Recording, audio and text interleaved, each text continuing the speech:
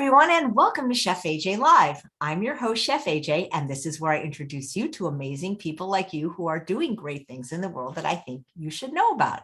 Well, back by popular demand, we have everyone's favorite plant-based, board-certified dermatologist who's not only board-certified in dermatology, but lifestyle medicine. Please welcome back to the show, Dr. Jessica Krant. It's always good to see you. Well, Chef AJ, it's always such a treat to be with you and to be with all of your fans and adoring audience. And happy holidays, everybody. Yeah, I could see you're wearing red for the holidays, so it's very nice. Yeah, I thought I'd put a little festive twist on it, as you know. Well, you look here in the home office studio. I love the shorter hair. It looks beautiful. Thank you. Hair is part of skin, right? I mean, technically, that's under your umbrella of what you treat, right? Oh, absolutely. Board certified dermatologists are the only physicians trained in not only skin health, but also nail health and hair health. So we do skin, hair, and nails. Well, since skin is the largest organ in the body, you have the most ground to cover. You know, one of the reasons I chose dermatology, I have such a long list of reasons, but I was just so fascinated by everything in medical school, and I loved every field. But some of the fields were very small, like the eye, like ophthalmologists only specialize in the eye, and nephrologists specialize in the kidney. And I just wanted to still be involved with every part of the human body. And what I loved about dermatology also is that the most brilliant dermatologists, and I'm not one of them, but the most brilliant dermatologists can truly look at the outside of a person and with a few questions and a little bit of examining, identify what's wrong on the inside. And to me, that means, dermatologists are truly complete diagnostic physicians, like old-fashioned doctors that can do history and physical and figure out what's going on without needing a lot of fancy tests. And that's why I thought it was just such a fascinating field. I never thought about that. But did you remember that Seinfeld episode where he was dating a dermatologist? You know, I never saw it, but I've definitely heard about it all the time, especially since I live in New York City. It's hilarious because he was kind of intimating that she wasn't a real doctor because, she didn't deal with anything like urgent or cert, you know what I mean? It was really, really funny. I bet you could find it. But one thing about dermatology, do you have to be on call? Because is there such a thing as a dermatological emergency? There are dermatological emergencies, and they're more rare than some other fields, of course, but it depends on what type of practice somebody has. I'm in an office-based practice, so I'm pretty much on call all the time for my patients. And very, very rarely will I have to go into the office after hours, or, even more rarely will somebody be going to the emergency room. But I do have to be available for some late night calls. If I leave the country or leave town, I do have to have somebody covering me to be able to help people. Some true dermatologic emergencies are things that people will end up going to the emergency room for. A fever with a rash could actually be something so serious that you could die from it within 24 hours. So there are really some very, very serious skin emergencies that end up with people in the ICUs or, at risk. They're not as common as, of course, being something like a trauma surgeon, but we have to be on alert for sure.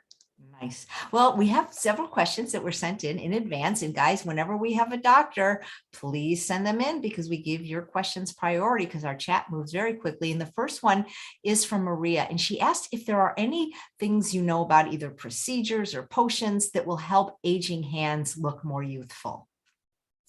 Maria, yes, absolutely. We want to tackle 2 or 3 separate issues with hands. The skin and the dermis and the layer of fat under the hand, under the skin, does tend to thin out with time and with age and with sun exposure. So a lot of dermatologists and some plastic surgeons do inject filler materials under the skin into the hands, which is a bit of a risk. And we have to be careful that it doesn't end up lumpy or get filler into a dangerous area like a blood vessel. But it can help to plump up the tissue a little bit in between the tendons that can start to look a little older. So that's an option. And also we want to take care of the appearance of the skin on the outside. So laser procedures and chemical peels can help to not only remove the brown spots that can form. In the old days, we called them liver spots, but they're actually called lentigos or lentigines. And we can remove those with lasers and with chemical peels, and also laser the entire skin overall in general to rejuvenate the quality of the collagen and make the skin look younger. So lots of options, and don't forget to wear sunscreen on your hands. Yeah, I do forget that. I finally became diligent when I moved to the Palm Springs area about putting on my face, but my hands, I mean, you can tell they're not youthful hands, and I should really have done that and started wearing gloves, but I don't know, you get to a certain point that, no other species seems to care about aging as much and trying to look youthful as humans. No, I think they've learned to age gracefully. They have a whole other community system that I'm sure some aspects of we should be emulating more, but that's why we love animals. Absolutely. Well, usually I don't go to the chat, but we did mention nails, and Nancy said, how do I get my thumbnail to stop splitting down the middle? A nail that always splits in the same spot may have damage in the matrix of the nail, which is under the cuticle. The matrix is really the source of the nail plate itself, the hard part of the nail. It grows out like a wave. It forms on the matrix and then comes out like this and turns flat. So if there's a permanent injury in the matrix under the cuticle, it may be a weakness all along that nail plate, and it can be very hard to fix it. Might not be fixable. If there's a medical issue there that has chronic inflammation, it may be something that a dermatologist could address, potentially with a steroid cream or a shot, but it probably should be examined in person because it's hard to tell without looking at it. Right, I could imagine. And Diane is asking, she's 67, her blood work seems normal, but her hair is falling out much more than normal. Any suggestions? Hair falling out much more than normal is actually something that's going on with a lot of people over the past year and a half or so with the pandemic and the extra stress. Hair falling out more than normal leads to a very long list of potential causes. One of them that's caused by acute illness or stress, or a hospital stay, or the loss of a loved one, something that's a big shock. That's called acute telogen effluvium, when all of the hair falls out at the same time, and then eventually it will catch back up and regrow. When that stress, that illness, that long-term pandemic change of life circumstances goes on for a long time, it can cause something called chronic telogen effluvium, where the hair keeps falling out and never gets a chance to fully catch up. That's hard to manage without really managing the stress and changing lifestyle, maybe seeing somebody to get some help with it. Other causes of hair really falling out a lot more than normal, unfortunately, include aging in women and hormonal changes. When estrogen drops through menopause and about 10 years afterwards, we can really lose a lot of hair, and it can be very distressing. So attention to whether the hormones are in a healthy place and other things like that may make a difference. Again, you might have to see your doctor about it. And finally, there can be true nutritional deficiencies that can be more easily corrected and managed, like very low vitamin D can cause hair thinning. Very low iron stores, not just the iron in your blood, but the ferritin in your bones, can also cause diffuse hair thinning, and other nutrients and nutrient deficiencies like that. They all require blood tests to check. So if it's really a problem, it's valuable to make a trip to your doctor, and possibly to a dermatologist, and possibly to a dermatologist who specializes in hair loss, because not all dermatologists really know and do the full range of tests and treatments for it, but there are a few hair loss specialists in the country. Nice. Does COVID have any particular effect on the skin as it does on other organ systems? We dermatologists at the beginning of the pandemic didn't realize, we thought we were sort of not that important because it was really a lung issue, a blood vessel issue, a GI issue, a brain issue. But it turns out over the many months that we realized that COVID actually creates multiple different types of skin conditions, rashes, hives. There was something that people were calling COVID toes, which turns out to be swollen, lumpy, and sore toes due to your immune system's inflammatory response to COVID. And it's taken a long time for us to figure it out. There's been even reports of increase in shingles and things like that in people as an early sign of COVID, because COVID attacks the T cells in our immune system. And it's that T cell type of immune memory that has been held up in our bodies over many years, keeping the chickenpox virus down. And when that chickenpox virus pops back up later, if T cell immunity wanes, it comes out as shingles. So people were showing up with shingles, and it turned out that they also had COVID. And it took us a while to realize if we see someone with shingles, they need to be tested for COVID. So many, including hair loss, another sign of course, people being very sick with COVID. That's interesting because I know we have some questions about shingles.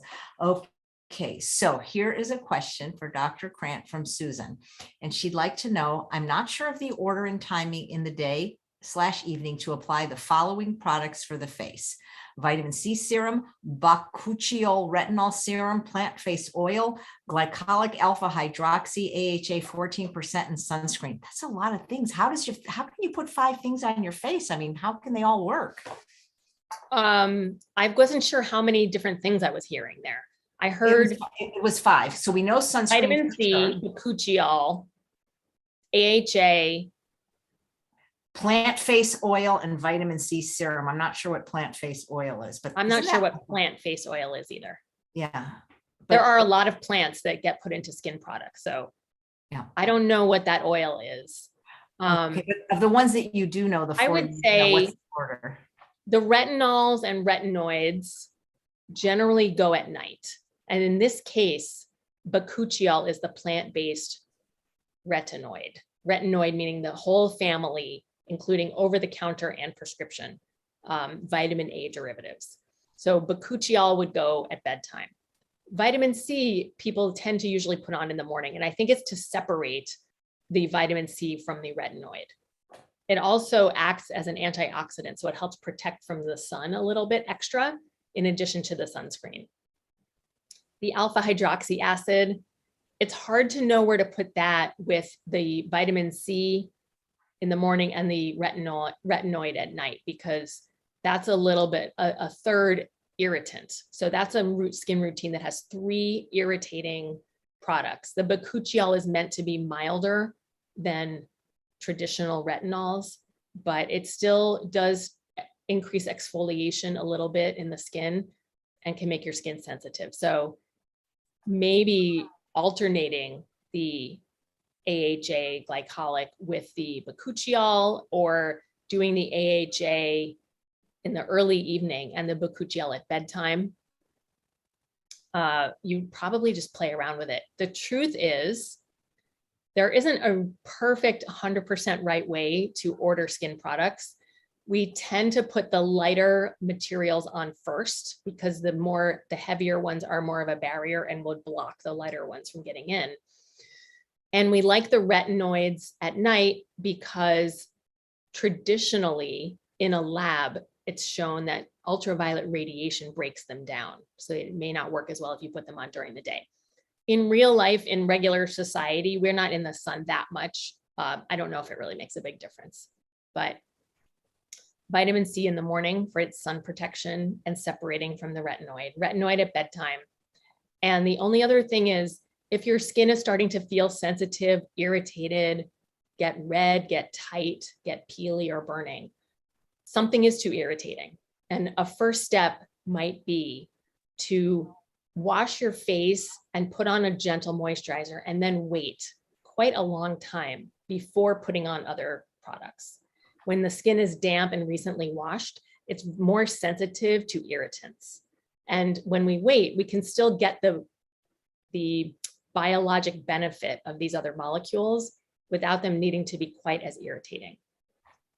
In corollary, if you want them to be working as aggressively as possible, put them right on after washing. But you may not be able to tolerate it. It may not be realistic. Right. But if somebody isn't going out in the sun, there's no reason they couldn't use whatever that is, the retinol in the morning, is there? No, and as a matter of fact, some people who want to be more proactive, I'll say assertive, actually do retinoids twice a day, especially when they want to go through a short-term, quick turnover of the skin over about 6 weeks, doing a retinoid twice a day, but it can be quite aggressive. You may have to be ready to go to work or go onto the Zoom meeting with a red peely face. Great. Thank you so much. Jody says, where did this go? Could you ask Dr. Krant to talk about rosacea causes and treatment? My dermatologist suggested laser treatments. I've been whole food plant exclusive for 4 years, SOS free for 1, and the rosacea started about a year ago. Rosacea is a label for a wide spectrum of red face conditions.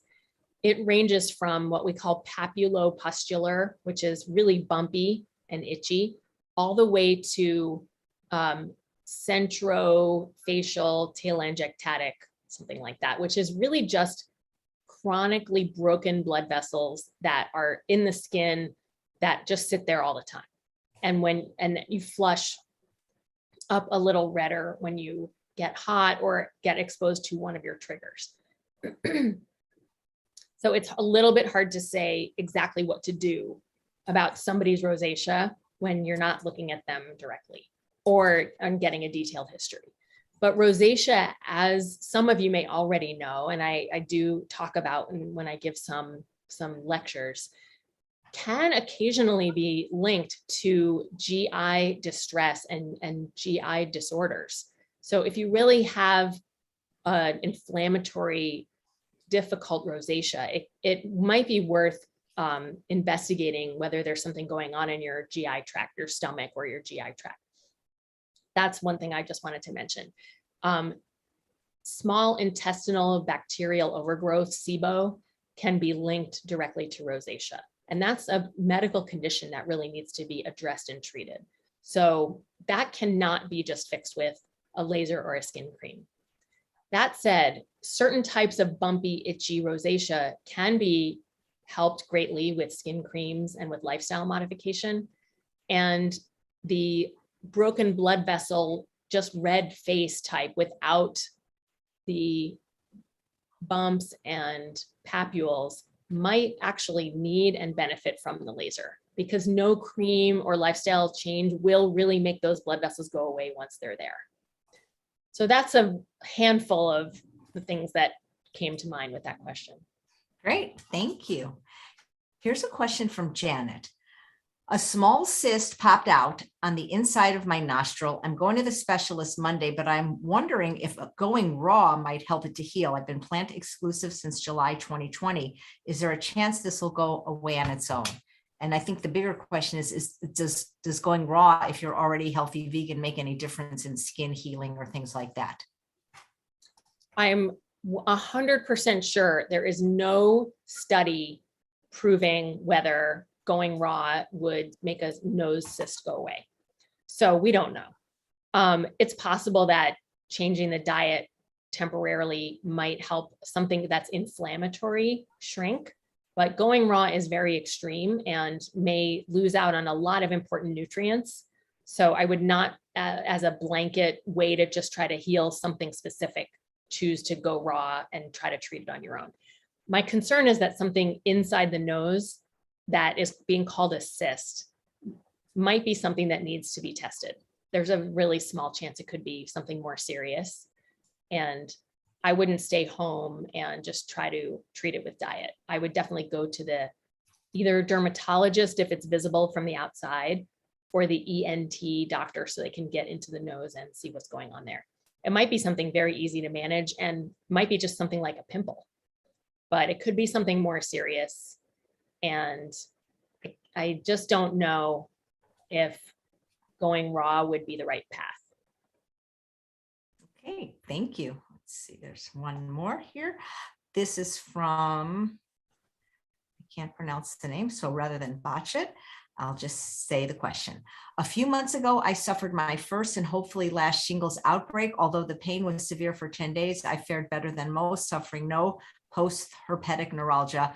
One of the first things my dermatologist advised was to get the Shingrix vaccines once my symptoms disappeared. However, he also suggested I consult with a family doctor. I had a Zoom session with an internal medicine doctor who claimed the CDC advised waiting 1 year after an outbreak before getting the first dose of Shingrix. I scoured the CDC website and was to get vaccinated. The recommendation was to get vaccinated anytime after the outbreak subsided.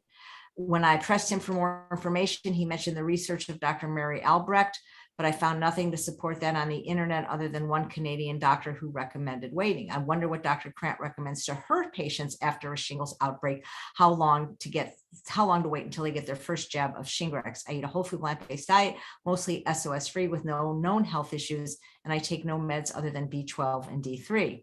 I also wonder if Dr. Krant thinks there might be any correlation between the COVID vaccine and an increased susceptibility to shingles. There was a chart from an Israeli study a few months ago on MedCram that showed an increase in shingles among people vaccinated with Pfizer and a corresponding decrease in shingles outbreak among a group that had been infected with COVID. So anyway, it's kind of long. So when to get the shingles vaccine and if there's a correlation between shingles and COVID, I guess is the nutshell of the question. Okay. Two questions that I don't fully really have a real answer for. I don't know enough to give a complete answer, but I don't give vaccines myself. So I don't have a lot of experience with recommending timing on them, especially Shingrix, since it's relatively new. And it's more dramatic of a vaccine than the previous shingles vaccine. So I have heard, even in COVID, that people are recommending waiting a little bit after an active outbreak to get a vaccine. I'm sure that the data on it and the recommendations are mixed. And I can fully understand your audience member who's asking the question, doing the research to try to figure it out. I have a feeling either way is probably okay. The idea for waiting might be twofold. One is not to trigger something too inflammatory, too close to having had the shingles. And the other is that our immune systems actually build memory over time. And when you spread out the two exposures, you get a better long-lasting immune response than if you put them too close together. That's why they're finding out that it may actually be more beneficial to spread the COVID vaccine doses further apart than just doing 1 and 2 at 3 weeks apart for Pfizer and things like that. So there are probably competing reasons to make those decisions. And I don't fully know what's the best overall answer. Part 2, I also have heard that some people with the COVID vaccine are reporting potential increase in shingles. I have also heard that people with getting COVID are showing up with shingles as a declaring sign. The first sign that something is wrong is that they actually appear in the doctor's office with shingles. And it turns out that they have actually a positive COVID test.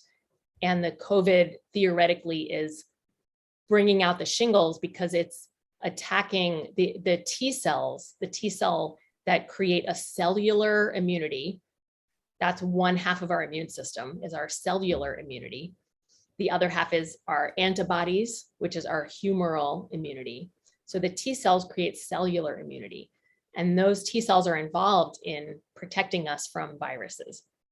When we get exposed to COVID or potentially maybe the vaccine, our T cells get distracted theoretically and are less vigilant about the varicella zoster virus, which is the virus that causes chickenpox and shingles. And those T cells may be getting distracted to go deal with either the COVID vaccine or the COVID infection. And shingles varicella zoster virus pops out as shingles because those T cells are no longer holding it down and suppressing it like they have been maybe for a few decades. So I do believe that that may be happening. And I still think we're still trying to figure out exactly the situation and maybe how to mitigate it or whether to worry about it. Great, thank you. All right, so question, is Vaseline deemed healthy for the lips these days? I am a fan of Vaseline. It is purified petroleum jelly, but it is petroleum originally based, and a lot of people are not comfortable with that. I have no problem of it in terms of toxicity. I guess since it used to be dinosaurs, people who are vegan really may not like that. But Vaseline petroleum jelly, purified jelly, 100% purified, to me is safe and is just one of many products that can be used to form a barrier. That's all these products are doing. They're not necessarily truly moisturizing the lips in any special way. They're putting a barrier between our skin and the dry winter air or the overheated indoor air or our saliva. When we lick our lips all the time, we actually create chapped lips. So I try to teach my patients who come in this season with lip lickers dermatitis, where they've given themselves a rash from licking their lips too much, that rubbing and licking and doing all those things we like to do once we put on lip balm is actually causing the problem. So whatever you put on your lips, let it be gentle, let it not have strong flavorings like peppermint, which can burn your lips or create rashes, and leave it alone. Try to reduce the tension in your jaw and your mouth where we carry a lot of our tension. I know I do. Try to just relax your mouth and not rub your lips together all the time. Just leave them there. And then you probably won't have any problems with dry lips in the winter. Nice. All right. Question from Urmila. What's good for thinning hair? A wig? No, just kidding. Well, like I mentioned earlier, hair thinning can be very, very difficult to combat and very complicated. So every cause of thinning hair has its own best treatments. I can't really say what's best for thinning hair. There are some prescription vitamins out there that are for thinning hair. They're a little bit expensive. One of them is called Viviscal and one of them is Nutrafol. And I'm pretty sure that neither one of them may be vegan. So I don't even want to promote them, but they're out there. And there are procedures, like one is called PRP, which is using your own parts of your own, they draw your own blood, they spin it down and take the proteins from the plasma and they inject them back into your own scalp. Supposedly they have growth factors that help stimulate the growth. It does not permanently work. It's something that you have to do in a series and then potentially repeat, but it may help some people. Again, if your hair loss is hormonal, stress related, or nutritional, these may not work unless the original issues are also corrected. Yeah. Well, you said taking your own blood. The first question I asked you about the hands, when I interviewed a plastic surgeon on my show Wednesday, he said one of the procedures was, I guess they take your own stem cells and inject it into your hands. Okay, that's related. That's something similar to PRP, where they would draw your own blood, take the stem cells out of it instead of the proteins and inject into your hands. Maybe they do it sometimes they do it from taking fat out of your hip or your tummy, and they take the stem cells out of the fat tissue. In some people, they're claiming that this will stimulate your own tissue to grow, because stem cells are, if they work properly, they are cells that are so immature. They haven't yet decided what they're going to grow up to be. So they could turn into fat or they could turn into something else. And the idea is that when we inject stem cells, they become what our bodies need them to be. people inject stem cells into joints for arthritis and things like that. People are starting to experiment with it. It is still experimental. Good. Thanks. Cheryl says, is there a place for steam in a skin regimen? You know, steam is warm, it's moist, and it helps to soften the skin and quote unquote open up pores, but it's just like taking a hot shower. So I don't know if I would invest a lot in going out of my way to potentially steam my face instead of just getting in the shower. Nice. Here's a question from Joan.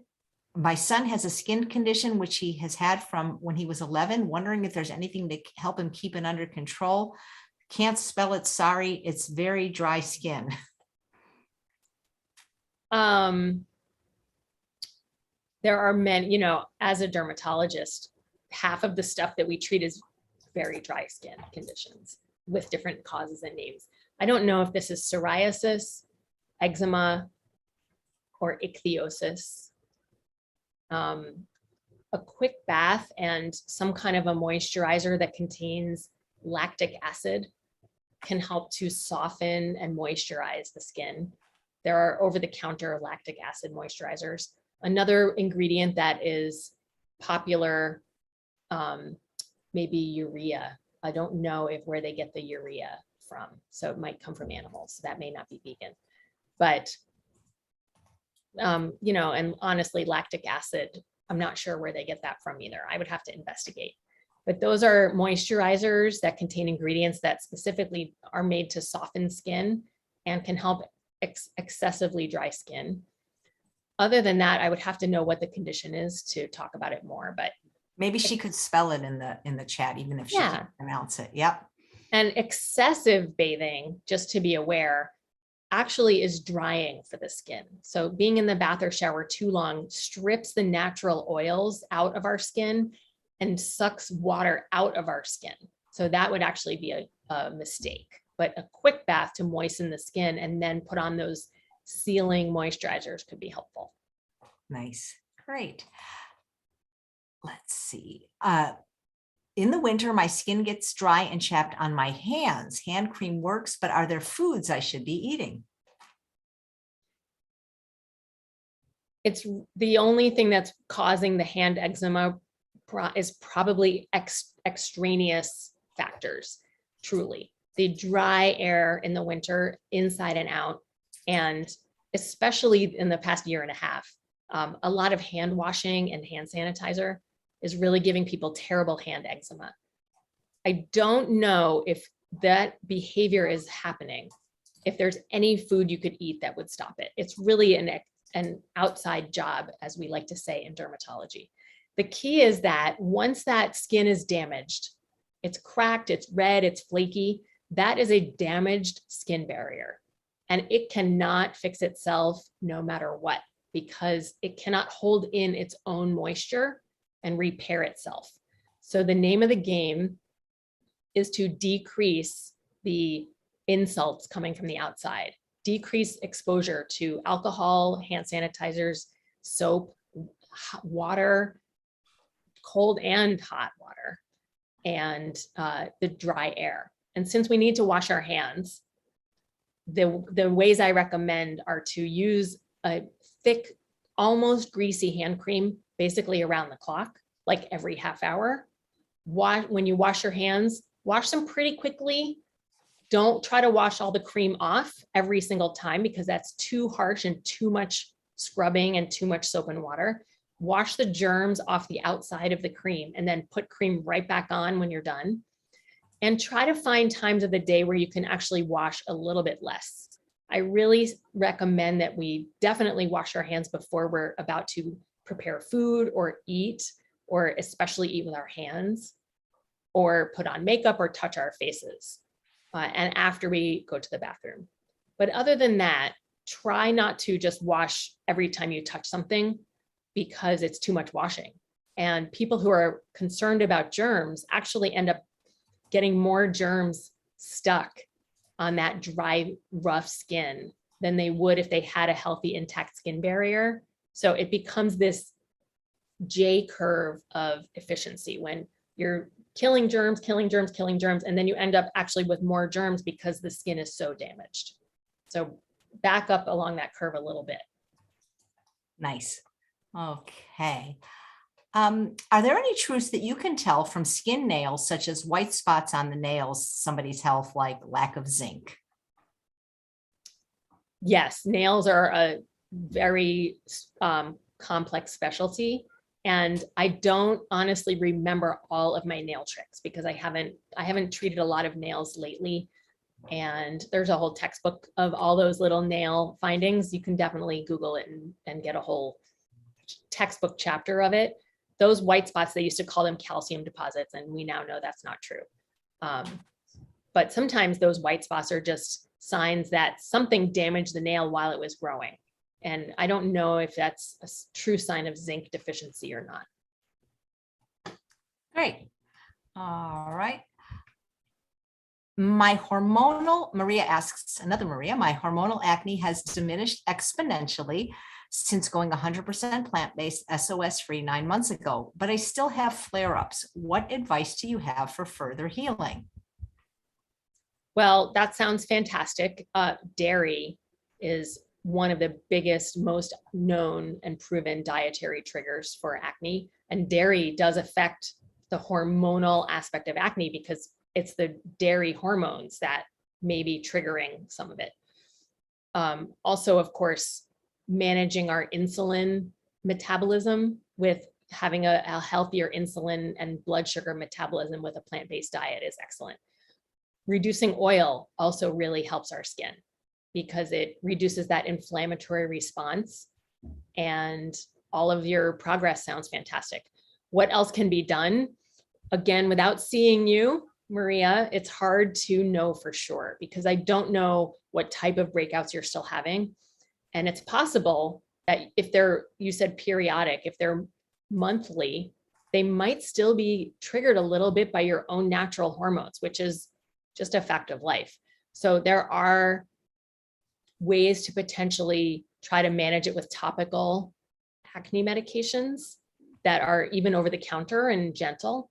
But if that's not enough, it may be worth either regulating your cycle on some kind of a birth control hormonal treatment, or there are other prescription medications like spironolactone, or if it's extreme, something like isotretinoin, which used to have the brand name Accutane, which is the pill version of all of those retinoids we were talking about. It's vitamin A derivative, and it's extreme, but some people who really try everything and are still having trouble really get benefit from that. Terrific. A nice comment popped up from Kathy. Dr. Krant is my favorite guest. Can't speak today. She is exceptional. Well, we're going to try to have her on more often, like we do some of the other doctors, like Dr. McDougall and Dr. Lyle. Isadora says a mole just popped up on the bridge of my nose. Can you explain why? Oh my goodness. You guys, I wish I could see everybody. Maybe we're going to have to do some kind of in-person. But let me say, you know, true moles that can pop up on the nose would pop up very slowly. That would be something called an intradermal nevus. Nevus is Nevus, not like the island Nevis, which is Nevis, but Nevus is the medical term for mole. And a nevus can be everything from a flat brown dot to a raised colorless bump. And those are both different types of nevi, which is the plural. But they have in common that at the core is always a little collection of pigmented brown cells called melanocytes. And when a mole is young, it may be a brown flat dot on the surface. And as that collection of melanocytes matures, it can sometimes grow and then sink below the surface, and it creates a little skin colored bump on top. So if it's a true mole, they commonly grow on the chin, around on the nose, on the forehead, very common on the face. Your dermatologist can help with that. But there are other little bumps that form on noses. There's one that's really common that's not a mole, called an angiofibroma.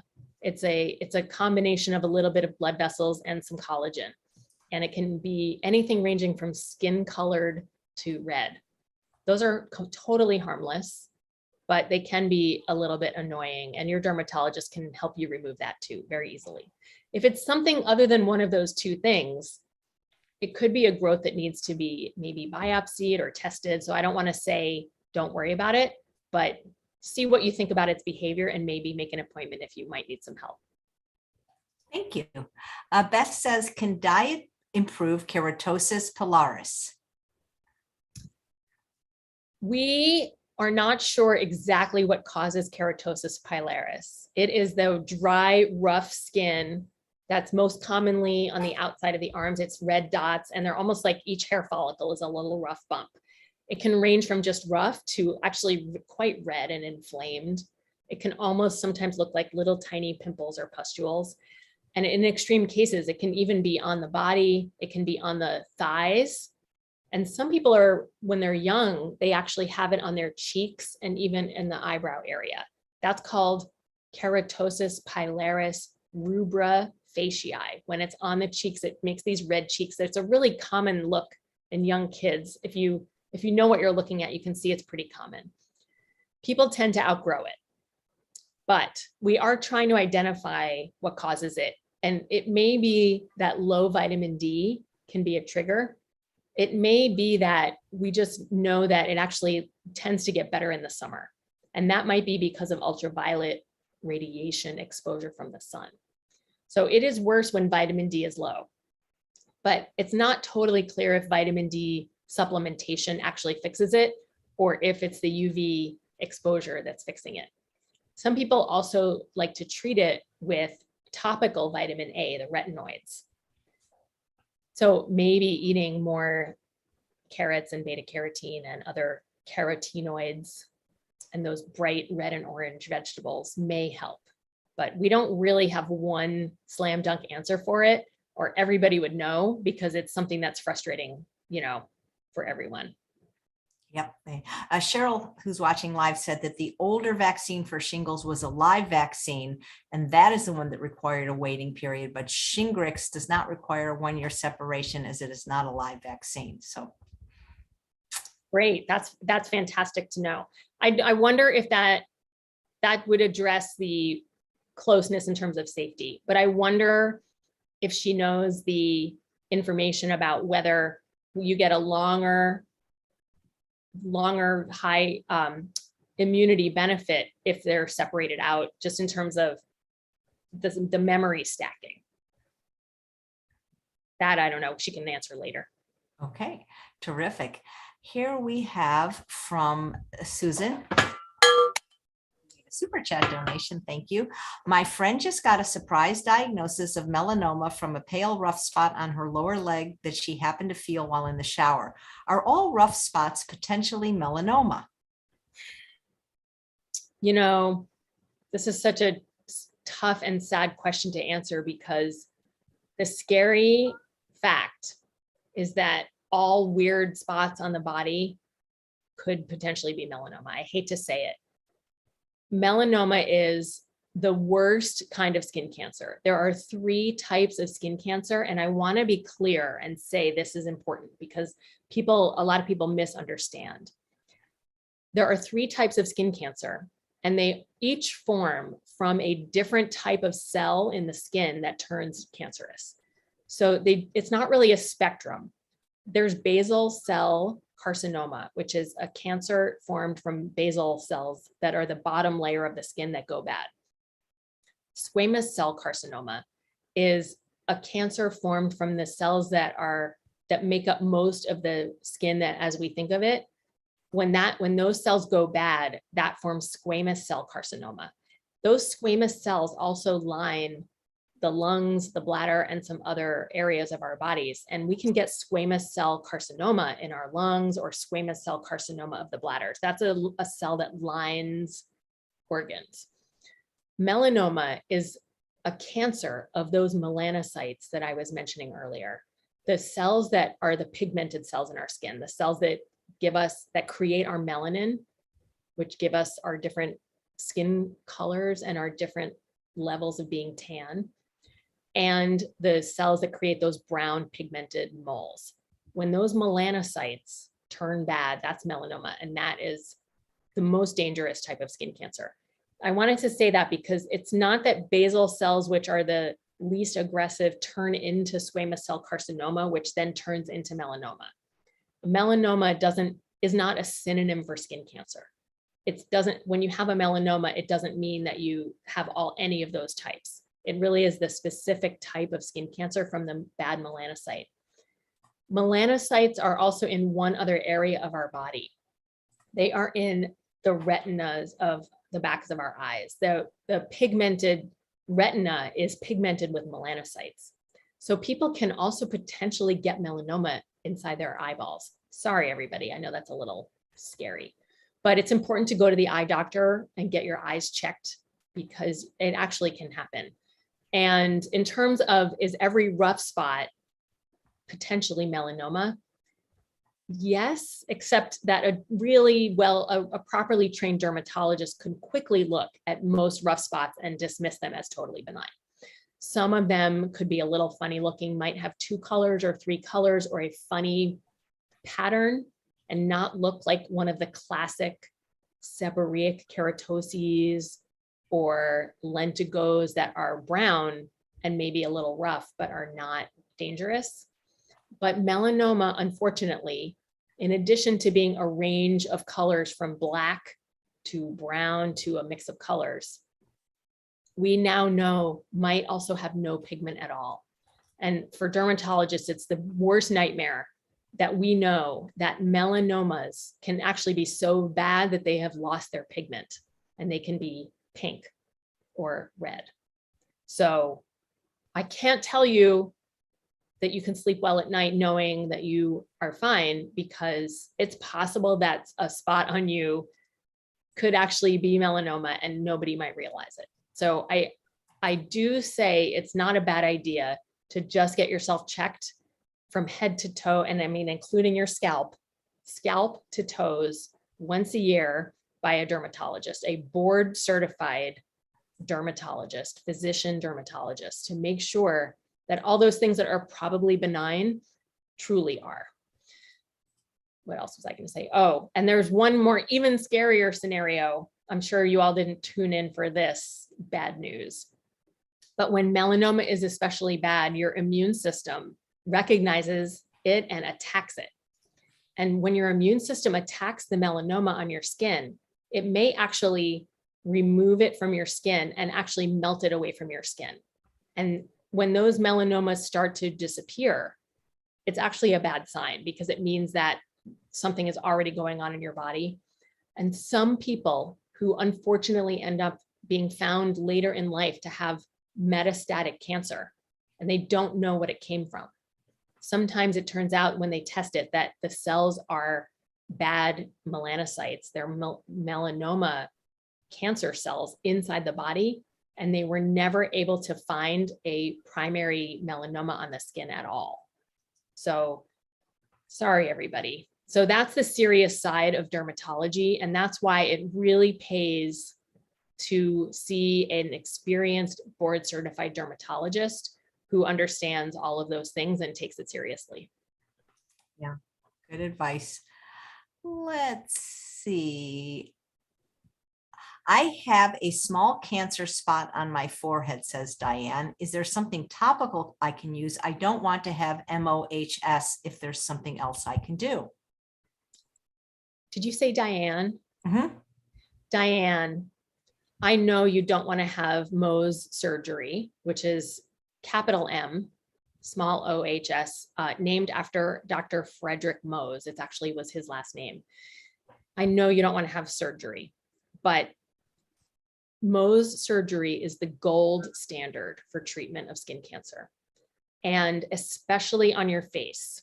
I don't think it's appropriate or a great idea to mess around with creams or scraping or freezing or something else that somebody might offer you knowing that you want to avoid surgery. Mohs surgery is the technique that allows a fellowship trained dermatologic surgeon, which I am, by the way, I am actually a fellowship trained Mohs surgeon, even though haven't been doing Mohs for the past many years, but I really know what I'm talking about. Mohs surgery allows the dermatologist surgeon to take a very tiny amount of skin around the known bad area. While you're waiting, take it over to the microscope and check the underneath layers completely, all the way around the rim, 360 degrees, and the entire bottom of that small piece, to make sure that no roots of the skin cancer are going through that piece and still in you. So if they find a root of cancer at the bottom of that little sliver, they know, they map it and they know where it came from. And they go just to that little square corner, that little wedge, and they would take a little bit more out. They check the bottom and all of the sides of that. If the bottom and all of the sides of that second piece are clear, then they know they got the rest of that root out with that piece. And what's happened is that they then created the smallest possible wound that is also known to be clear of all tumor. And then they close it with the most conservative, potentially plastic surgery or potentially very skilled dermatologic surgery closure, which is equivalent to plastic surgery closure. And you do have a small scar, but you also have the peace of mind of knowing that the cancer is gone, 98 to 99%. Any other treatment could be as low as 80% effective. And you don't want the remains of a skin cancer growing under the surface when you thought you treated it with a cream on the top. So I can't let you off the hook, but I know you'll be in good hands, and do your research to find the best Mohs surgeon in your area. And I think that's really the way to go. I can't recommend anything else. Great, thank you. Sharon says there was a report from OSU that sunscreens containing zinc oxide tend to lose a lot of effectiveness and turn toxic after being exposed to ultraviolet radiation for 2 hours. Is that true? And if so, what's best? I do not know of that study. I do know that sunscreen science is complicated and we're still learning about how to get this right. You know, we want all natural sun protection. We want safe sun protection that doesn't absorb into our bodies. We want sun protection that doesn't cause cancer. So I don't know what turning toxic means. And I didn't hear this about zinc. From what I know right now, zinc is, of all of the options, the safest. But I also know that, as far as I know, no human has ever died from sunscreen. However, humans have died from skin cancer. So for now, the main line in dermatology is we still recommend avoiding getting sunburns and avoiding excessive sun. We're not really fans of people lying out in the sun all day, doing nothing, just trying to get tan or trying to get color. We're definitely fans of people being active outdoors and using reasonable sun protection to not get completely fried. That said, I did recently attend a talk given by a dermatologist that really taught me a lot. And it taught me that was really fascinating for me. We think of vitamin D as, vitamin D, we don't think of it as. It's extremely important for our health in many, many, many ways. And for a long time, the line of thinking among dermatologists has been, you don't need to get any sun because you can supplement that vitamin D with supplements and with diet. Of course, as plant-based, we know that we need to take the supplements. Potentially, it's harder to get the vitamin D from food, but not impossible. But it turns out that some fascinating research is being done that shows that it's not just vitamin D that we get from the sun, that the ultraviolet rays themselves actually work with our immune system in certain ways to regulate it and keep us healthy. It's called photoimmunology. And it may be true, after decades of people trying to suggest it, that a few minutes of sun every day is valuable for our overall health. We don't want to get such excessive sun that we hurt our skin and give ourselves cancer. And if we care about aging, those same rays are definitely aging us. So maybe we protect our faces, our necks, and our chests, but we do get a little bit of direct sun on our skin for, 7 to 10 minutes a day. I can't tell you how many minutes because it depends on the latitude where you are on the planet and on the season. But there are ways to look it up, and get a few minutes of sun on you may be good for your overall health. I don't know about the OSU zinc sunscreen study, so I'm going to investigate that. Great, thank you. Carla says, I was having bad hair loss, but it seems to have lessened since I started eating pumpkin seeds daily. They're high in magnesium. Could that have helped?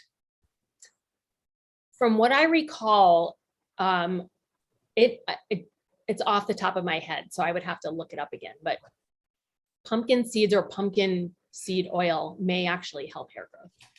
Because I don't know what caused your hair loss, I can't say if it's a coincidence of timing that your telogen effluvium was actually going to be recovering when you started. So I just don't know. But it's not a crazy thought. There are some foods that are better at growing hair. Maybe next time I'll come back and I'll talk more specifically about it after I review them. Great, thank you. Itchy athlete's foot. Sometimes if I'm really tired, I'll get little spots with them too. Well, what's the question?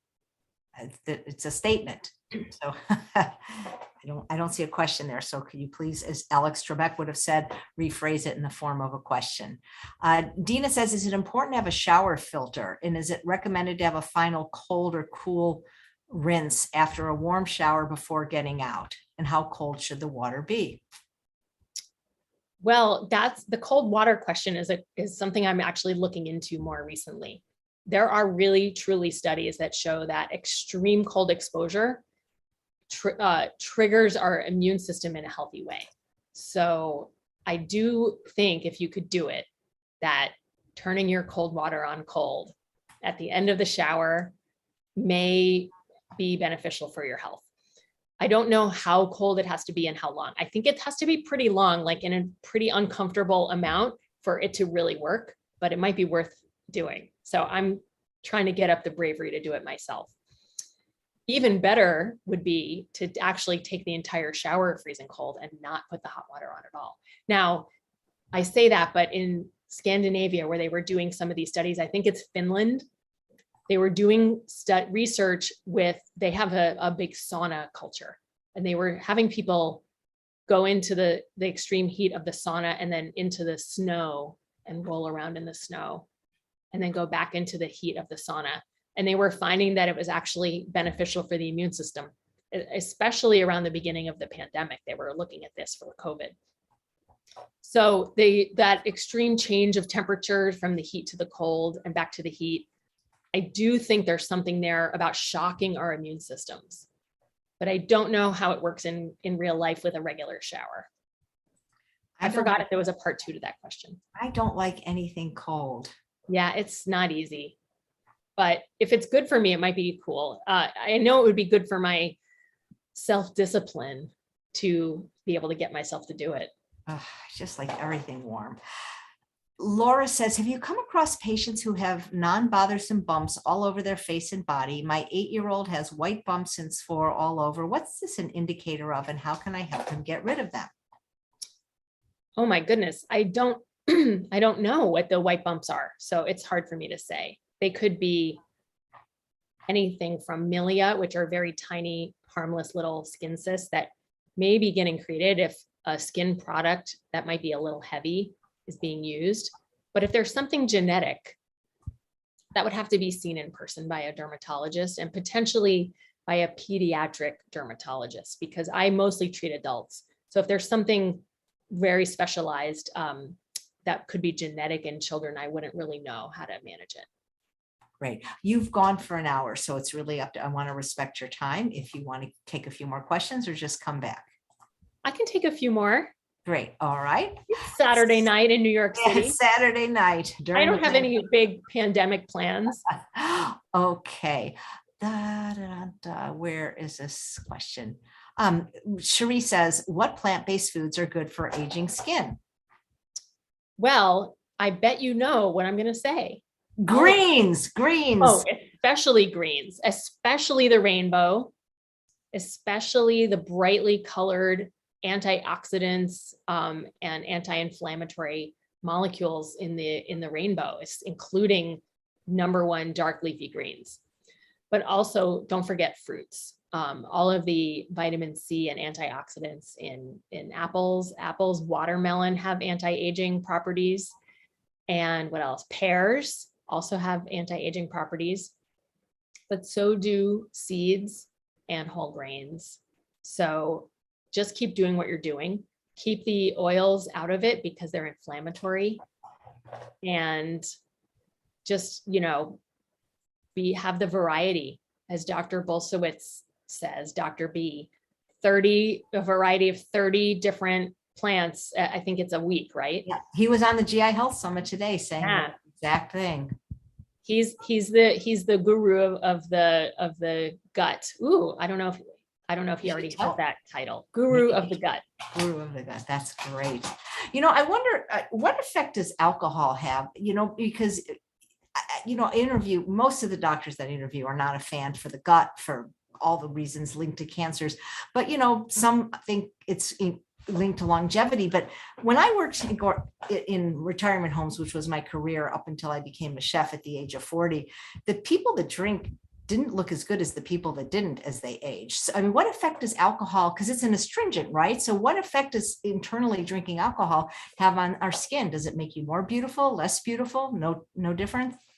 You left that wide open for the joke of while you're drinking it, it makes everyone more beautiful. But hey, maybe for my comedy routine. Hilarious. You've got to write that down. But I dropped my mouse. Oh, okay. I thought I just made you laugh so hard you fell out of your chair. That is hilarious. So while you're drinking it, yes, we know what happens. But long-term alcohol is terrible for looks, just like smoking. You see the people who the twin studies of people who smoke versus people who don't, and the twin who doesn't smoke and the twin who doesn't drink, they always have younger, juicier, smoother skin. Alcohol is it's kind of like a sugar. It's inflammatory. It damages our gut, which is really probably what's causing the damage to our skin. Great. All right, let's see. This is an interesting question. And hi, Mary. I know you. I haven't seen you in a while. Is there a connection between our liver and skin? Because you were one of the speakers in the GI Health Summit and you talked about the crosstalk. Oh, yeah. There's, of course, liver health, GI health. It's directly related to skin. And I probably mentioned that it's because embryologically, when we were forming, we started out as a ball of cells called a blastula. And when that blastula starts to further develop, it turns into something called a gastrula. It goes through a process called gastrulation, where that ball turns into something that looks like an olive. And that olive turns into something that looks like a donut. And the donut shape is called a torus. And in geometry, that torus shape is famous because it's all one surface. Even though it looks like a 3D object, it literally has one continuous surface. So we are made from this thing that has one continuous surface. And that continuous surface is our GI tract on the inside and our skin on the outside. So that's all one surface. So that the connection between our gut and our skin is so close because they basically are like both the barriers between our inner bodies and the outside world. And they both have immune systems to regulate what happens with the dangers that come from the outside world. And they also are they're both part of that original outer surface of the embryo. So that outer surface is the ectodermal layer of the embryo. We have the ectoderm, the mesoderm in the middle, which ends up forming our organs, and the endoderm, which ultimately forms the tube of the gut. But everything around it, there's a whole nervous system in our gut, which I'm sure you've talked about, Chef AJ, with the vagus nerve and the mesenteric nervous system. That's like the gut has its own separate nervous system. And that's why when we feel anxious, it upsets our tummy, and it actually, affects our what's the word, appetite, because that nervous system is really controlling our gut. I forgot the original question. I'm talking so much. Connection between liver. And skin. Yeah, absolutely. Liver health and all of that organ health, it's all related to skin health. Great. Here is a question. I like this because she doesn't know which type of doctor to go to, from Sonia. Any recommendations for recurring sty on the inner eyelid? It seems to be in the same area. Would I go to a dermatologist or an eye doctor? I've changed all eye makeup over and over. I'm going to guess the answer is eye doctor, but I could be wrong.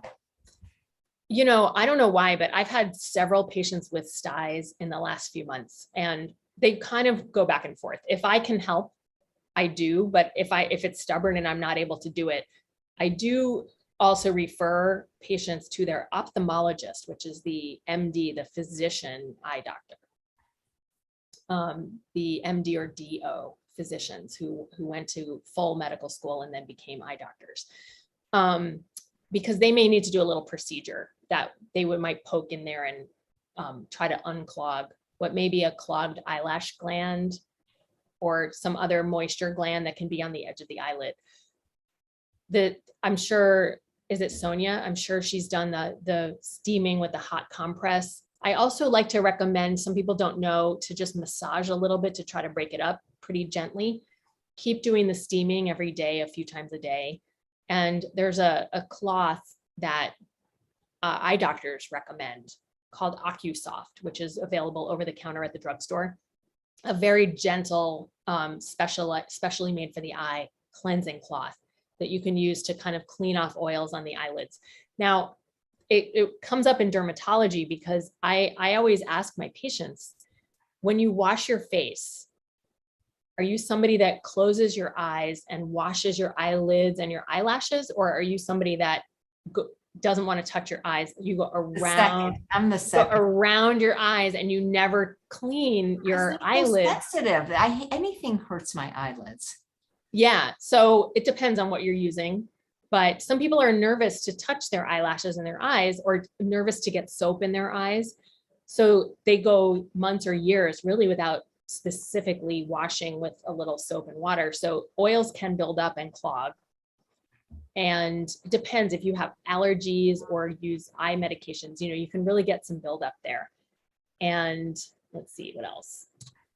Finally, if you really have a trouble with your eyelashes, you can almost get a little bit of dandruff there, a little bit of yeast growing that also creates inflammation, which may clog up a gland. So a little bit of gentle soapy water or those OcuSoft cloths may be beneficial.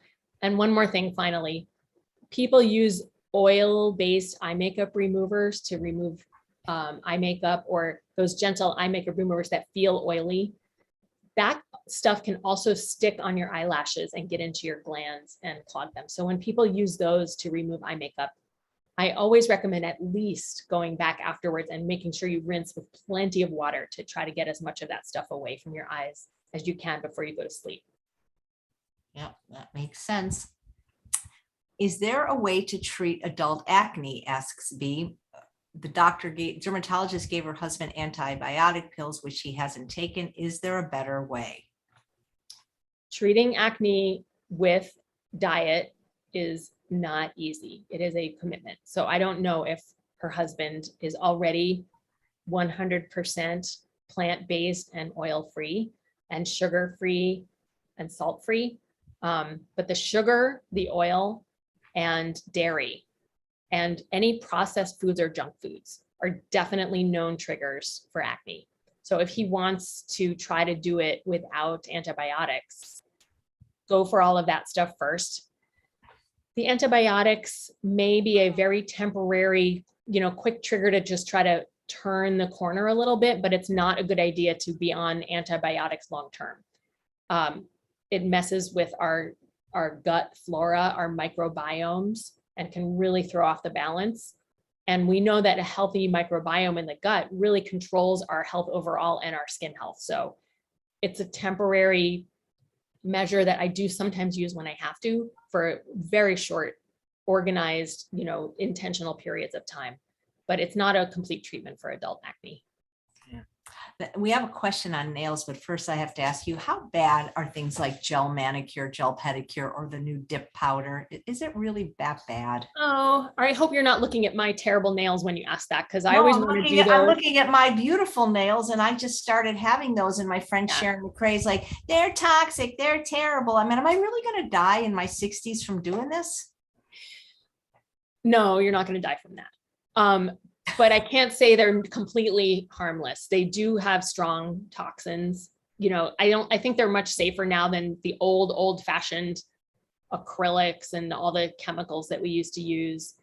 There have been studies showing or positing, theorizing that some ladies who spend decades getting monthly or weekly, I don't remember, gel manicures or acrylics that need the true UV light to cure the chemicals and make them hard, that they got actual skin cancers on their fingers from going in those UV lights.